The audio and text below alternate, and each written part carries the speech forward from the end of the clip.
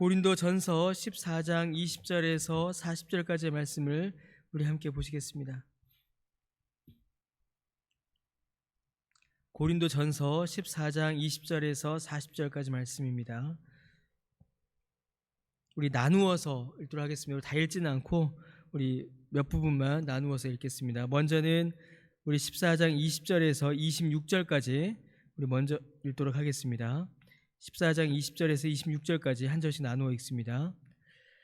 형제들아, 지혜는 아이가 되지 말고 악에는 어린아이가 되라. 지혜는 장성한 사람이 되라.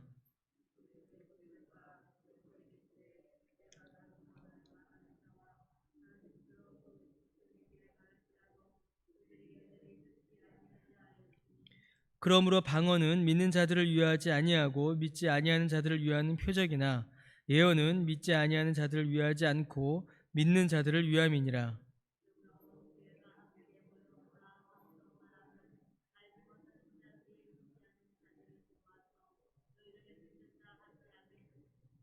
그러나 다 예언을 하면 믿지 아니하는 자들이나 알지 못하는 자들이 들어와서 모든 사람에게 책망을 들으며 모든 사람에게 판단을 하고,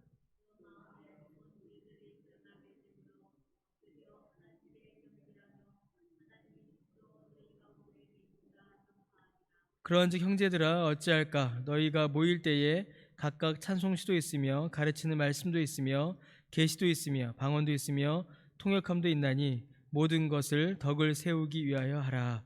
우리 또 넘어가서 읽겠습니다. 우리 39절에서 40절, 39절에서 40절을 우리 한 목소리 함께 읽겠습니다. 39, 40절 함께 읽습니다.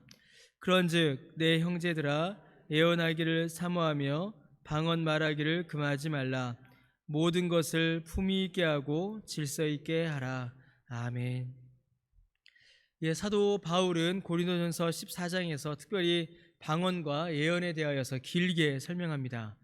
방언과 예언이 다른 은사들보다 더 뛰어나거나 중요해서 이렇게 강조를 하고 있는 것인가, 우리가 좀 이렇게 본문을 잘 살펴볼 필요가 있습니다.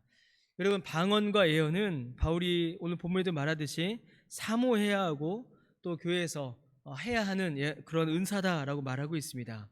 이 방언과 예언은 다른 은사들에 비해 눈에 더 잘 띄고 신비로운 은사입니다. 바울이 이 방언과 예언을 강조하고 있는 것은 이 은사들이 더 귀하고 더 중요하고 더 뛰어나기 때문이라기보다는 더 눈에 잘 띄고 신비로운 이 은사로 말미암아 교회가 어지러움에 처했었기 때문입니다. 여러분, 무분별한 방언과 예언은 교회 안에 바른 말씀의 교훈과 기도의 자세를 어지럽힙니다. 예언은 이제 여러 가지로 우리 미래의 일을 말하는 것, 그리고 오늘 본문에 보시면 26절쯤에도 있는데 하나님의 말씀을 가르치는 것, 이렇게 좀 넓은 의미 포함이 됩니다. 그래서 예언은 하나님의 말씀을 전한다라는 의미가 강하고 방언은 기도 때에 나타나게 되죠. 그런데 이 예언과 방언이 무분별하게 교회에서 이렇게 드러날 때에 오히려 교회를 어지럽히는 일들이 있었다라는 것입니다. 여러분, 말씀과 기도가 어지러워지면 어떤 교회도 또 어떤 교인도 바르게 신앙생활을 할 수가 없습니다. 말씀과 기도가 신앙생활의 기초인데 그 두 가지가 흔들리면 어떻게 교회가 또 신앙생활이 바르게 이루어질 수가 있겠습니까? 그래서 바울은 이 두 은사에 대하여 더욱더 자세하게 설명하고 있는 것입니다. 그래서 여러분, 오늘 본문이 14장에 특별히 오늘 20절부터 40절까지의 본문은 어려운 본문입니다. 또 많은 설명이 필요하고 또 그 중에는 논쟁이 되는 부분도 사실은 많이 있습니다. 그래서 이 본문을 가지고 이 본문을 통해서 방언과 예언을 자세히 분석하고 그것이 실제로 어떻게 이루어지는가를 좀 확인하고 오늘날 방언과 예언은 또 무엇인가, 여러분, 그렇게 이제 설명하고 그 내용을 살피는 것도 사실은 중요합니다. 그러나 그것보다 더 중요하고 바울이 이 본문을 통해서 정말로 우리에게 말하고 있는 것은, 제가 설교 초대에도 말씀드렸듯이 교회를 어지럽히고 교회를 혼란하는 것이 아니라 은사가 교회에서 활용될 때에 교회를 유익하게 하고 교회가 덕스럽게 되어야 한다라는 것을 바울은 이 본문을 통해서 우리에게 말해주고 있는 것입니다. 그래서 가장 대표적인 은사, 방언과 예언을 자세히 설명함을 통하여서 자세히 설명하여서 이 은사들이, 모든 은사들이 교회와 성도를 유익하게 하는, 정말 말 그대로 참된 은사가 될 수 있도록 하는 그런 실제적인 원리를 바울이 제시하고 있는 것입니다. 그래서 방언과 예언은 대표의 성격을 띠는 것이고, 오늘 이 말씀의 내용들은 방언과 예언만이 아니라 모든 은사에 동일하게 적용될 수 있는 신앙의 원리인 것입니다. 어떻게 하면 교회와 성도들을 더 유익하게 하고 더 덕스럽게 할 것인가, 거기에 더 초점이 맞추어져 있습니다. 그래서 이 본문을 통해서 우리는 두 가지 은사의 원리를 우리가 확인해 볼 수가 있습니다. 첫 번째는 20절에 기록되어 있는 것인데, 모든 은사는, 방언과 예언을 비롯한 모든 은사는 지혜를 이루는 은사가 되어야 합니다. 여러분, 이 지혜를 얻는다, 또 지혜를 얻도록 하는 일에 힘써야 한다라고 이렇게 오늘 바울이 설명을 합니다. 여러분, 지혜가 무엇일까요? 지혜는 단순한 지식을 말하지 않습니다. 지혜는 하나님의 말씀을 깨닫는 지식에서 시작하여서 그 말씀 앞에 자기 자신을 비추어 보고, 말씀에 비추어 봄으로 말미암아 자신의 죄와 허물을 깨닫고, 또 드러난 죄와 허물을 깨달음으로 말미암아 하나님 앞에 회개하며 새로운 삶을 살아가는 그러한 믿음의 전 과정을 우리에게 알려주고 있는 것입니다. 단순히 지식을 갖는 것이 아니라 말씀을 통하여 삶을 돌아보고 믿음의 삶으로 이어져가는 어떤 그러한 삶의 총체적인 과정, 믿음의 전반적인 과정을 가능하게 하는 것이 바로 지혜입니다. 그래서 24절, 25절의 말씀을 보시면, 불신자가 이 예언을 들으면 불신자가 죄의 책망을 받고 회개하여 믿음 가운데 나오는 일이 일어났습니다. 그래서 여러분, 이 모든 은사는 바로 이 지혜를 위하여서 사용되어야 합니다.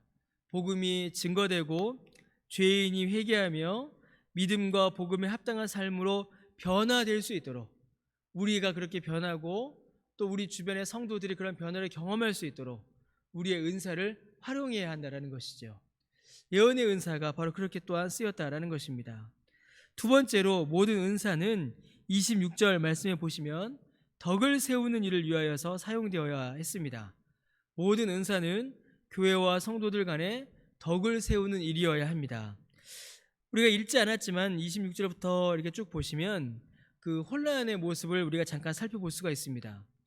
모두가 다 방언을 하려고 하고 방언으로 기도하고, 대신에 그 방언의 의미가 명확하게 드러나지 않을 때에 교회가 혼란에 처했습니다.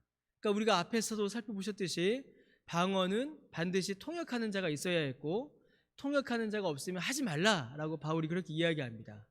그런데 통역하는 자 없이 모두가 다 방언을 말하니 기도가 오히려 혼란해지는 일이 벌어졌고, 또 통역하는 자들 가운데 잘못된 통역이 있음으로 말미암아 또 그 교회에 혼란이 일어났다라는 것이죠. 이 통역이 예언과 또 연결되어서 이렇게 설명될 때가 또한 있었습니다. 이제 그 부분 다음에 또 설명을 드리겠습니다.